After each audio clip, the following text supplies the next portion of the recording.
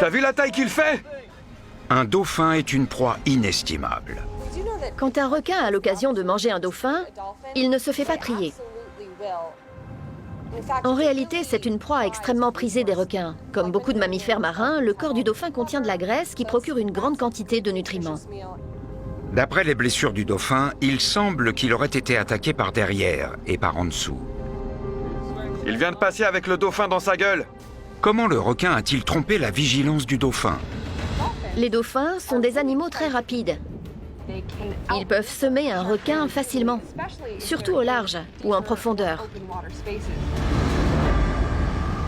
Pour comprendre comment les requins parviennent à attaquer ces animaux furtifs, les chercheurs se rendent sur une plage qui offre un point de vue unique sur les dauphins de la baie Shark.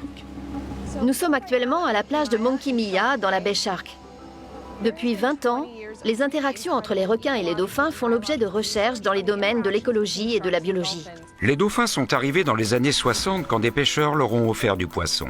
Aujourd'hui, le site est sous la responsabilité du service de préservation des parcs naturels d'Australie-Occidentale. Certains dauphins viennent nous rendre visite régulièrement. C'est vraiment exceptionnel de pouvoir les voir d'aussi près. Ici, pas besoin de caméras sous-marines. Ce sont les dauphins qui viennent à vous. Et ils portent de nombreuses cicatrices. Le dauphin qui s'approche de nous est une femelle surnommée Piccolo. Sur son dos et sur sa nageoire dorsale, on voit clairement des cicatrices qui ont été infligées par un requin. Les dauphins doivent faire un compromis. Ils viennent sonder les algues proches du rivage, car c'est là qu'ils trouvent les meilleurs poissons sans grande difficulté. Malheureusement, c'est aussi le terrain de chasse favori des requins-tigres. Pour se protéger, le dauphin possède une arme secrète, l'écolocalisation. Il émet des ondes acoustiques grâce à une boule de graisse située sur sa tête, le melon.